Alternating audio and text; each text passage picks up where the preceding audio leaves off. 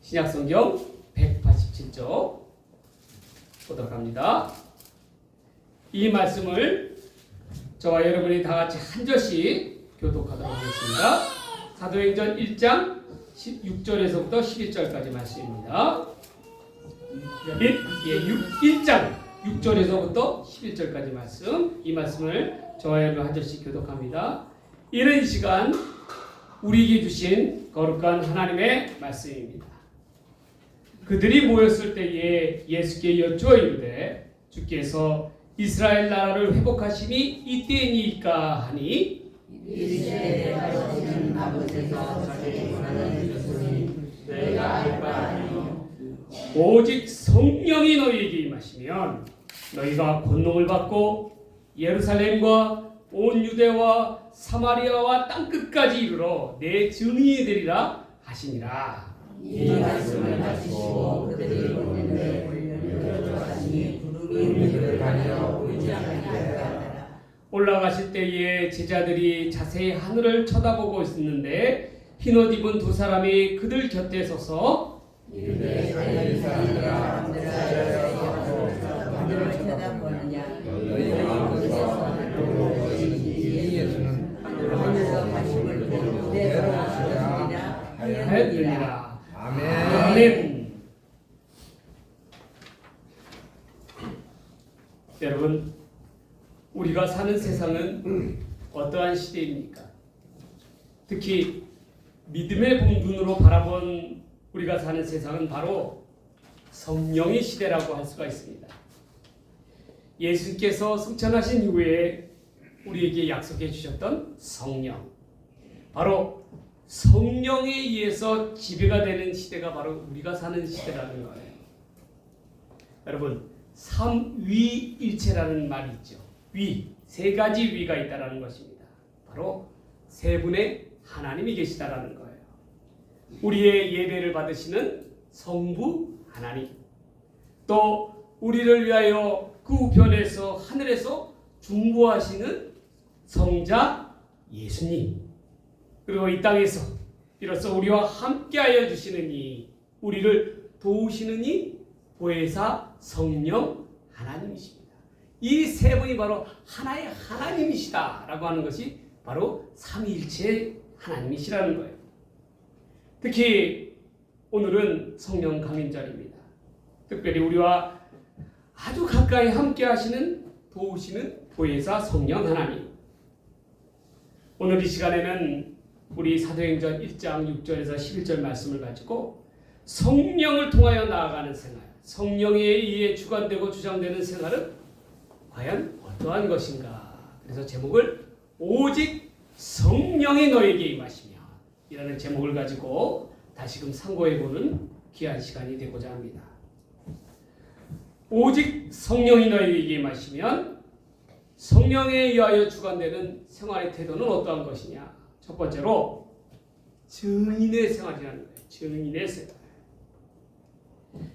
예수님께서는 40일 동안을 부활하신 이후에 40일 동안 제자들과 그의 사람들과 함께 하셨죠. 그리고 감람산에서 승천하기까지 되어지는 일들이 바로 오늘 본문의 내용이에요. 앞서서 예수님의 죽음을 바라다 본 제자들의 심정은 어떠했을까요? 말로 표현하지 못할 좌절과 상실감과 그리고 무엇보다도 허무함이 감쌌을 거예요. 어떻게 예수님이 저렇게 허무하게 십자가에 달려서 돌아가셨을까? 그런 생각 들지 않았겠어요?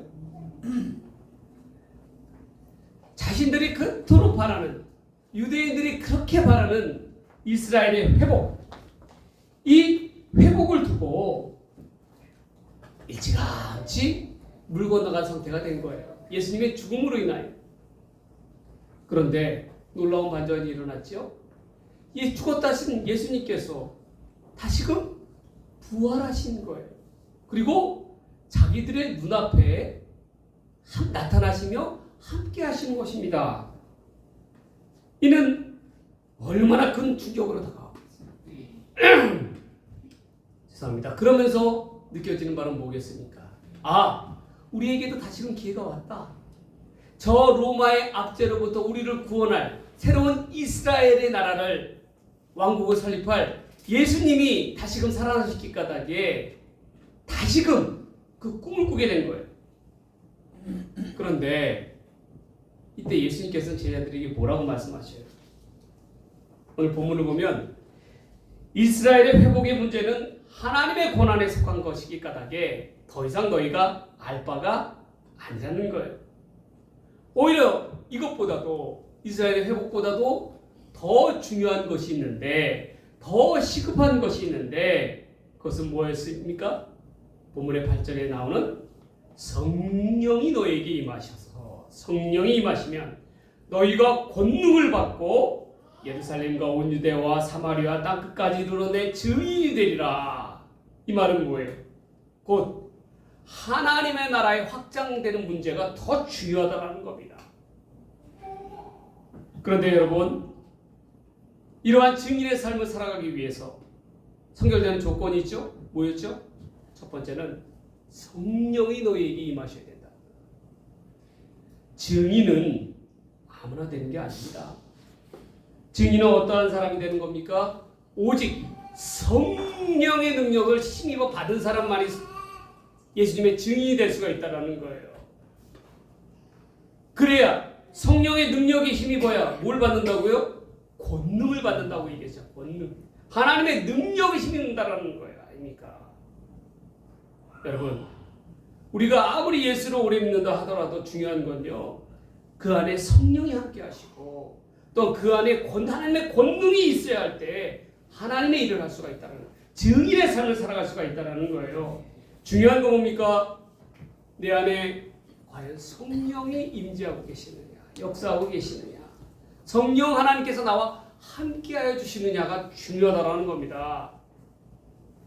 그러기 위해서 우리 스스로 하나님의 거룩한 그릇이 되어야 돼요. 거룩한 성전이 되어야 된다는 것입니다. 성령이 머물 수 있는 거룩함이 우리 가운데 있어야 된다는 거예요. 성결함이 있어야 된다는 거예요. 증인이라는 말은 헬라어로 마르티스라는 말입니다. 이 마르티스라는 말에는 어떠한 뜻이 담겨져 있냐면 순교의 의미가 담겨져 있어요. 순교자. 증인은 곧 순교자입니다. 그럼 뭡니까? 순교자는 곧 뭐가 있어야 돼요? 희생이 있어야 된다. 희생이 따라야 된다는 거예요. 희생하지 않고서는 우리가 주님의 증인이다, 순교자라고 이야기할 수가 없는 겁니다. 여러분, 어떤 사람이 세상에서 제일 무서운 사람이에요? 목에 칼이 들어와도 자기의 신념과 소신을 지키는 사람입니다.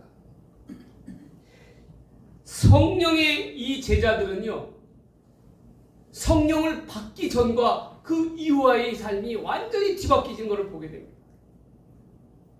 아니, 예수님의 부활을 눈으로 목도할 때도 바뀌지 않던 제자들이 어때요? 성령을 받으니까 사람이 완전히 바뀌어져 버리지 않습니까? 왜 그래요? 하나님의 권능을 잊게 되지 않아요. 성령을 받으니까. 그러니 세상 그 무엇도 두려움이 없어지는 거예요. 예수를 전함에 있어서 두려움이 없는 거예요. 여러분, 성령이 받은 그 제자들의 이후의 삶은 어떠했습니까? 호의호식하며 살았습니까? 아니에요.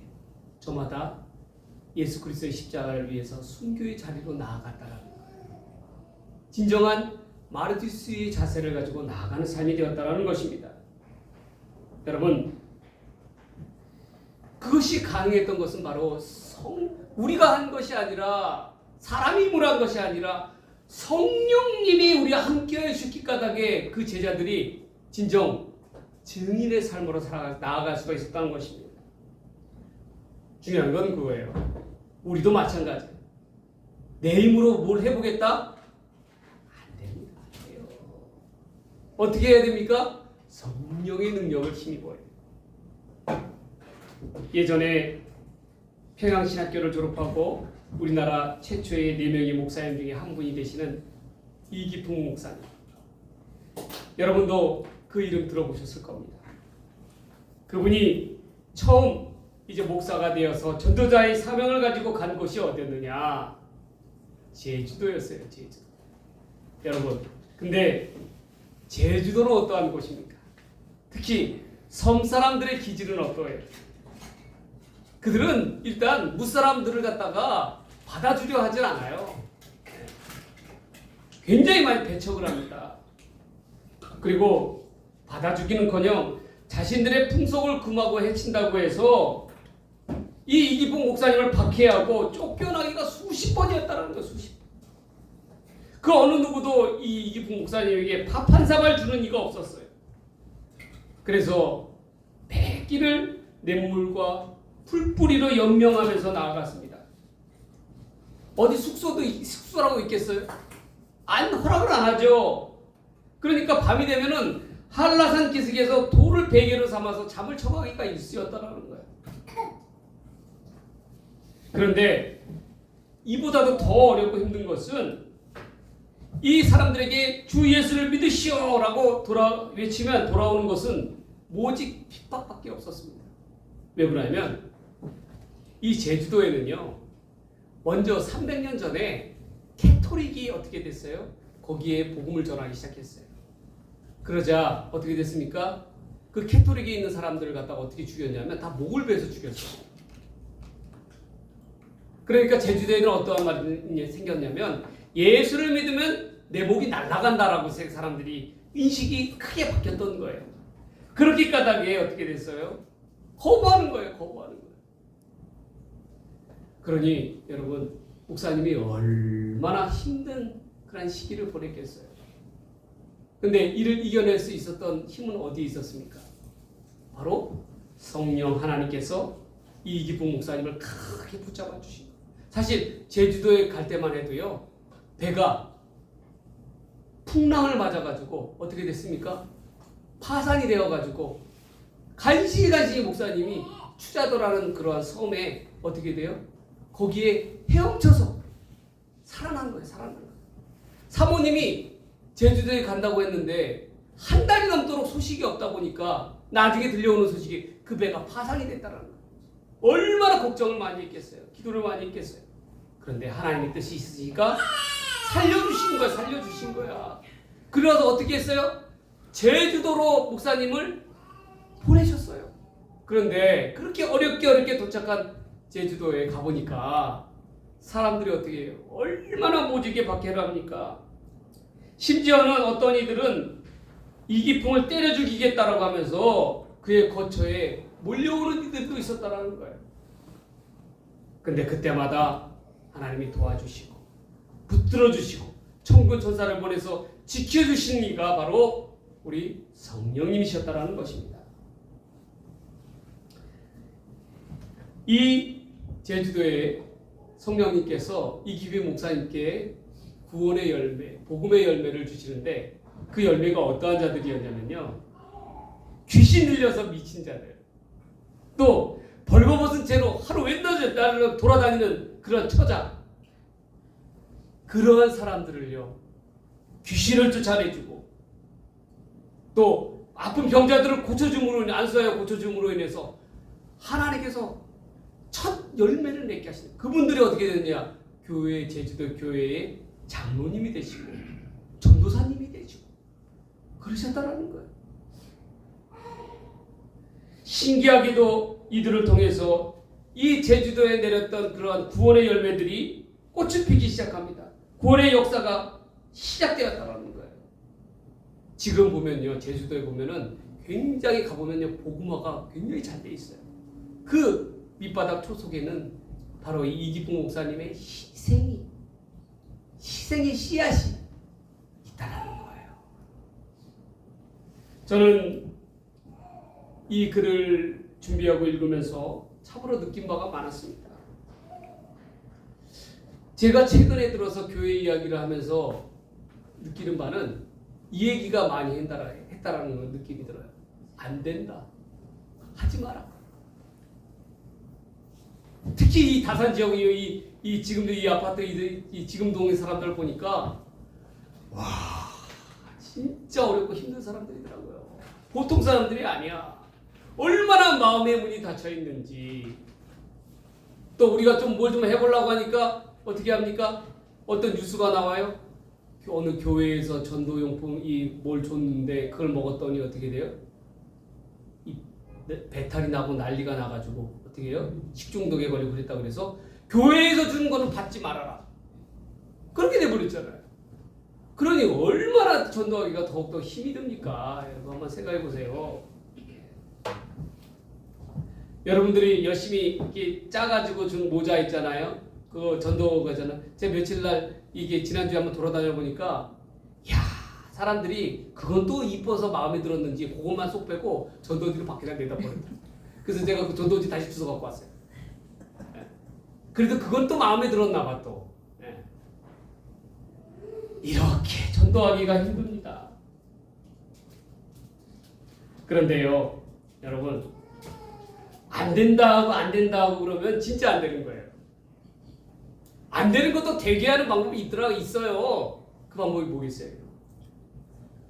내 능력, 내 생각대로 되는 거 하나 없어요.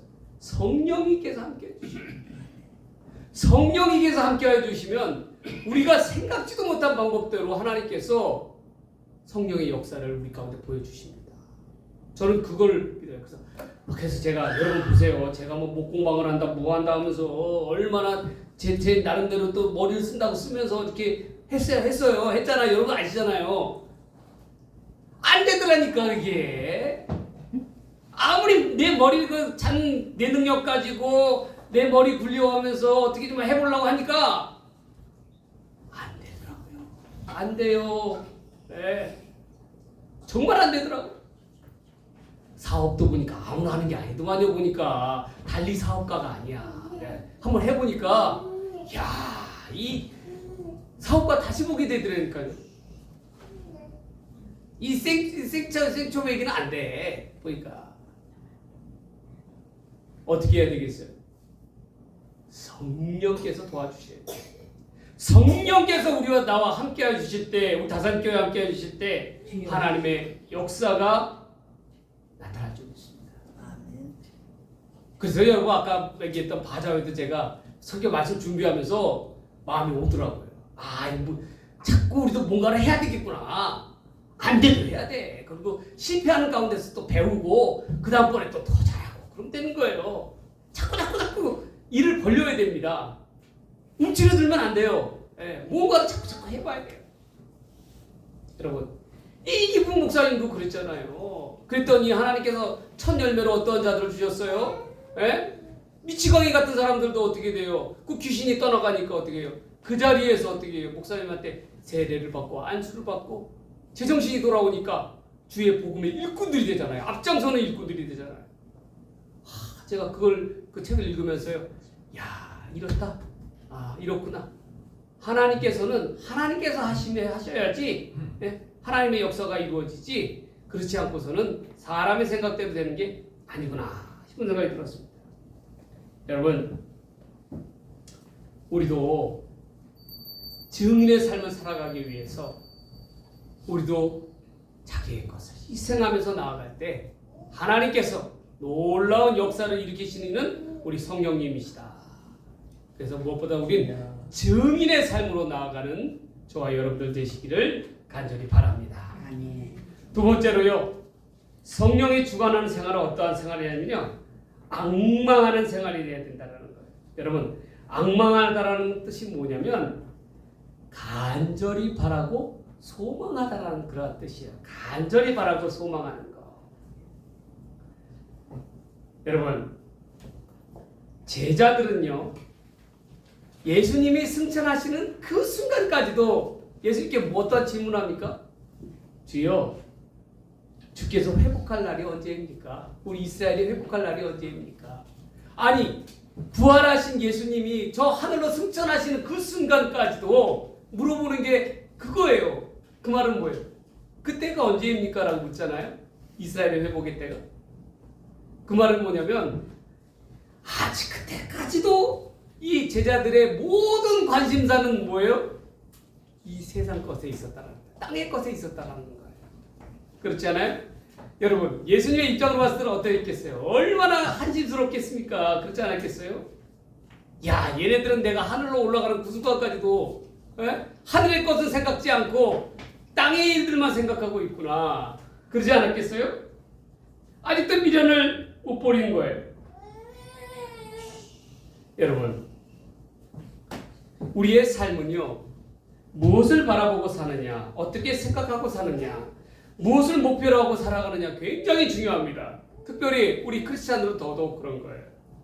우리 크리스찬들이 눈과 귀와 모든 것이 이 세상의 것, 땅의 것에 집중하여 있을 때는 결코 하나님의 나라를 바라다 볼 수가 없어요.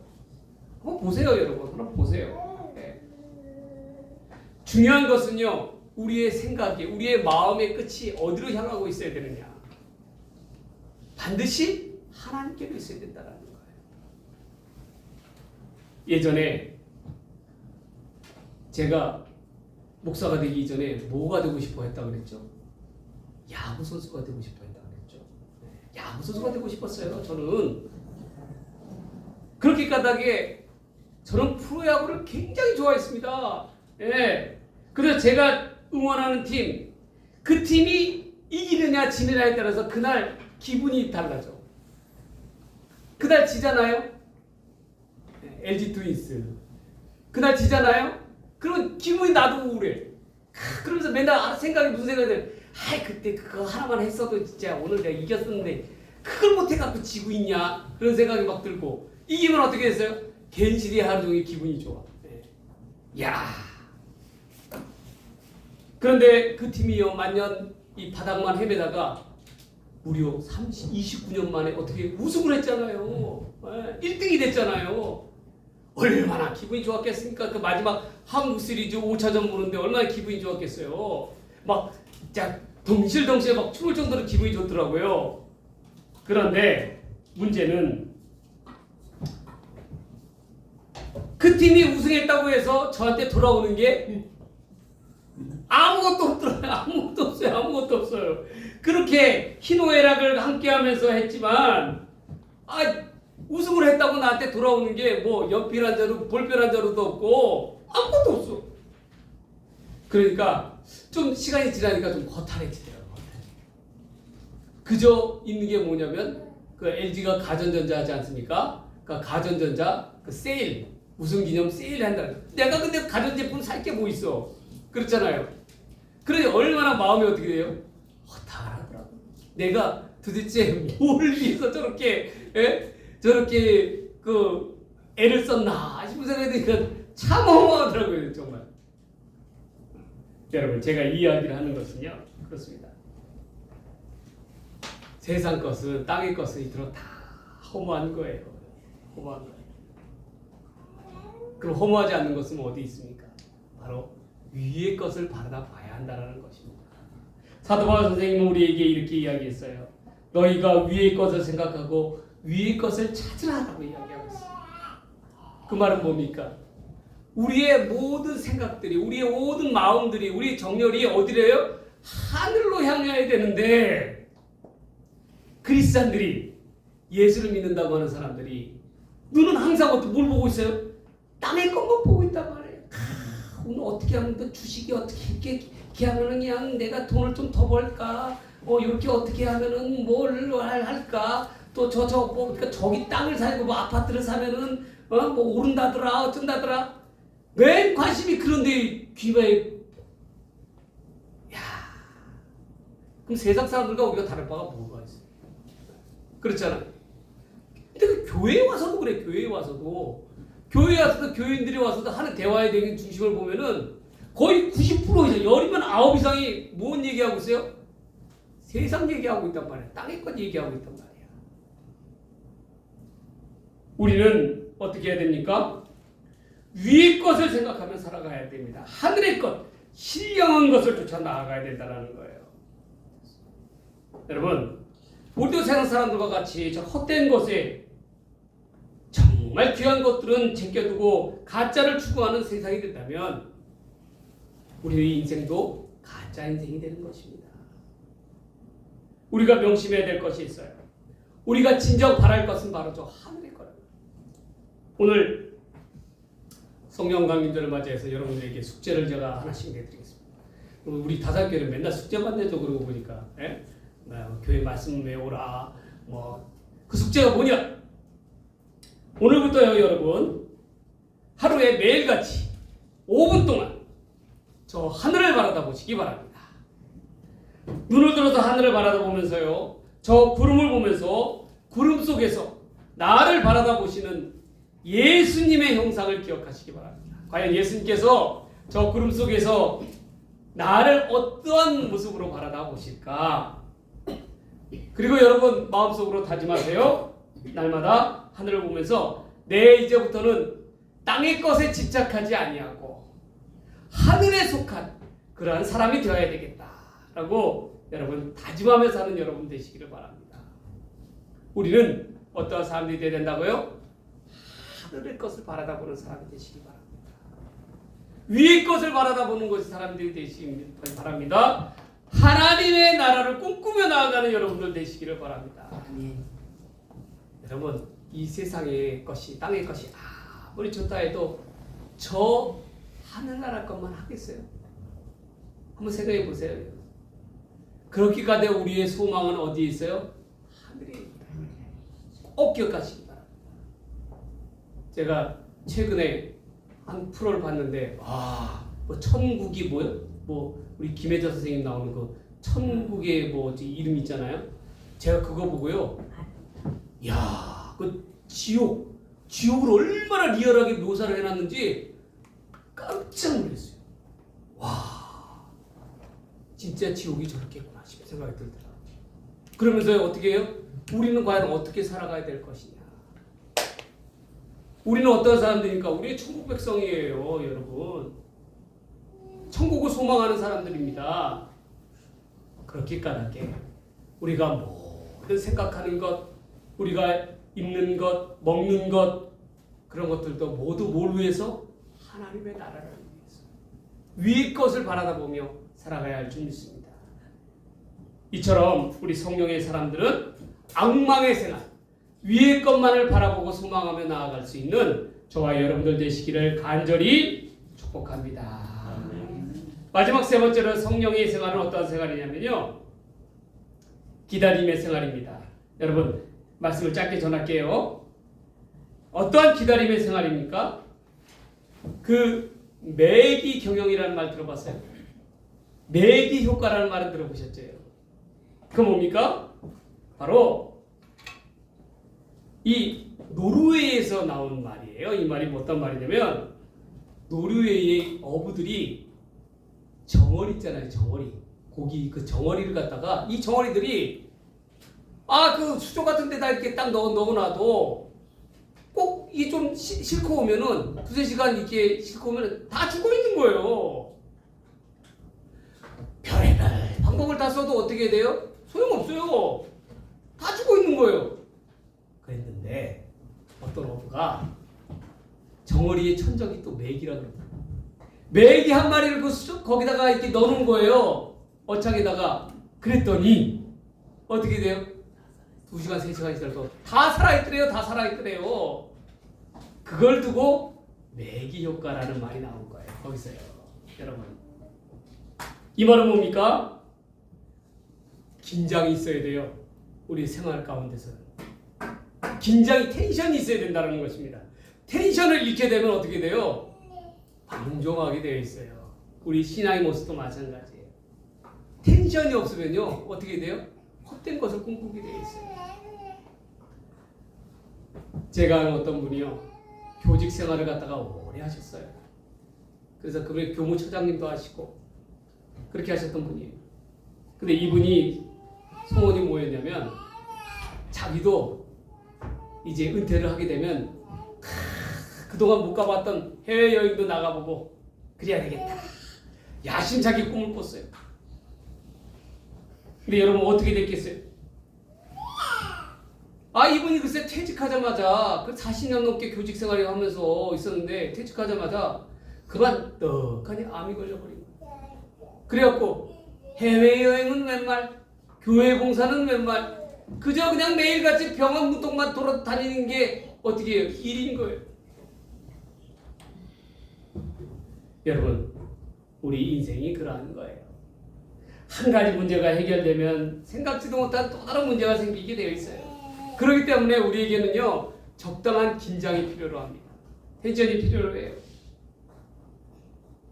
뭘로 긴장을 해야 됩니까? 말씀으로, 기도로 우리 믿음의 끈을 조여야 한다는 거예요. 그렇지 않고서는요 우리가 방종하게 되어 있어요. 여러분 군인들 보세요. 야 이번에 우리 아들 휴가 나갔을 때 제가 이렇게 보니까 마지막에 갈 때 보니까 야 구두 그 군화를 갖다가 끈을요 어떻게 해요? 쫙 당기니까 그냥 여러 개의 그 신발이 그냥 그 신발 끈이 쫙 조여지잖아요. 그래서 탁 끝에 매듭을 갖다가 딱 쪄갖고 속에다 쏙 넣더라고요. 예? 제가 딱 그러면서 얘가 그래도 또 가더니 또 군기가 좀 들긴 들었구나 싶은 생각이 들더라고요. 그 모습 보니까. 예. 군인이 군홧발 끈을 갖다가 풀고 있으면 어떻게 돼요? 그거는 해이해지는 거예요. 바짝 조일 때 어떻게 돼요? 군인이 군인답게 자기 맡은 임무를 수행할 수가 있는 거예요. 마찬가지예요. 우리 그리스도의 정병이잖아요. 그리스도의 정병이 까닭에 우리도 군홧발에 끈을 조이듯이 조여야 되는 거예요. 늘 긴장하며 살아가야 된다는 거예요. 그것을 잊어서는 안 된다는 것입니다. 오늘 본문을 보면요. 천사가 제자들에게 이렇게 이야기하죠. 11절에 보면 이 갈릴리 사람들아 어찌하여 서서 하늘을 쳐다보고 있느냐. 너희 가운데 하늘로 올리신 예수는 하늘로 가심을 본 그대로 오시리라 라고 이야기하고 있잖아요. 이 말이 뭐예요? 제자들이 보니까 승천하신 예수님을 하염없이만 바라다보고 있었다라는 거예요. 넉넉고 바라다보고 있었다라는 거예요. 그러니까 천사가 하는 얘기가 바로 지난 일들은 이제 더 이상 거기에 미련을 두지 말고 너희가 해야 될 앞의 일을 바라다보라고 이야기하는 거예요. 그 말이 바로 그 말입니다. 예.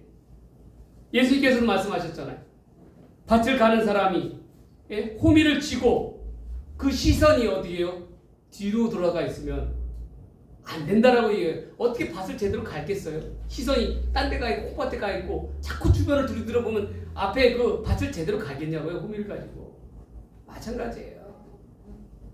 우리도 우리의 시선을 어떻게 돼요? 하나님께만 바라다보고 있어야 된다는 겁니다. 그럴 때 어때요? 앞의 일을 바라다보고 나아갈 때 우리가 주의 일을 감당하는 사람들이 될 수가 있다는 것입니다. 우리는 기다리는 사람이에요. 무엇을 기다립니까? 예수 그리스도의 다시 오심을 기다리는 사람들이죠. 그때가 언제일지는 모르지만 우리가 살아생전에 예수님께서 오실 수도 있고 또한 그 이후에 오실 수도 있겠지만 그러나 중요한 것은 우리가 긴장의 끈을 놓치지 아니하고 예수님을 늘 기다리는 마음으로 나아가야 된다는 거예요. 열 처녀가 언제 신랑이 올 줄 모르잖아요. 그렇죠? 그러나 지혜로운 처자는 어떻게 했어요? 그 기름을 등불 위에 기름을 갖다가 항상 예비해 놓고 준비해 놓았잖아요. 그렇죠? 우리도 마찬가지예요. 우리 신랑 대신 예수님이 언제 오실지는 모르겠지만 우리가 뭐예요? 우리의 눈을 밝혀서 예수님을 그 등불에 기름을 준비하는 우리가 되어야 된다는 거예요. 거기서 말하는 기름이라는 것은 우리의 기도와 우리의 뭡니까? 말씀과 또 우리의 성령의 기름 아닙니까? 성령의 기름을 불태우기 위해서 준비해야 된다는 거예요. 그래서 우리가 성령이 주관하는 생활은 바로 마지막으로는 기다림의 생활이 되어야 된다. 늘 긴장하며 나아가야 된다는 거예요. 여러분, 주님은 언제 오실까요? 언제 오시겠습니까? 그것은 주님만 알고 계십니다. 하나님은 알고 계십니다. 중요한 것은 무엇입니까? 우리가 어느 때든지 어떻게 해요? 주님의 오심을 기다리며 나아가는 사람들이 되어야 된다. 그럴 때 성령의 사람이 될 수가 있다는 거예요. 우리는 무엇보다도 먼저 주님을 기다리며 나아갈 수 있는 저와 여러분 되시기를 간절히 바랍니다. 이제 말씀을 정리합니다. 성령에 주관하는 삶을 살아가는 사람, 성령에 주관하는 생활을 하는 사람은 어떠한 사람이라고요? 첫 번째, 증인의 생활을 할 줄 아는 사람입니다. 또한 어떤 생활이라고요? 두 번째로 악망의 생활을 할 줄 아는 사람이 되야 된다는 거예요. 그리고 마지막 세 번째로 기다림의 생활을 할 줄 아는 사람이 되어야 할 줄 믿습니다. 그럴 때 성령께서 우리와 함께하여 주시는 놀라운 주의 은혜가 저와 여러분들의 삶에 함께하여 주시기를 주님의 이름으로 간절히 축복합니다. 축복합니다. 기도하겠습니다. 하나님, 불가능을 가능으로 이끄시느니 또한 우리와 함께하여 도와주시느니 우리를 늘 주 가운데로 인도하여 주시느니 보혜사 성령님이실 줄 믿습니다. 하나님, 우리의 삶은 이 성령님을 기쁘시게 하는 삶 되게 하여 주시고 결코 우리의 죄악과 어둠으로 말미암아 성령을 낙심시키시는 그러한 우를 범하지 않는 삶 되게 하여 주옵소서. 오직 성령이 너희에게 임하시면 우리가 증인의 삶, 날마다 주를 앙망하는 삶, 주의 다시 오심을 기다리는 삶이 되어서 늘 주님 가운데 성령님 가운데 나아갈 수 있는 복되고 귀한 삶 되게 하여 주옵소서. 아버지 하나님, 다시금 우리의 생활을 돌이켜봅니다. 하나님께서 함께하여 주시사 성령에 의지하며 나아가는 복되고 귀한 삶 되게 하여 주옵소서. 감사드리오며 귀하신 말씀 우리 주님 예수님의 이름으로 간절히 기도 드리옵나이다. 아멘.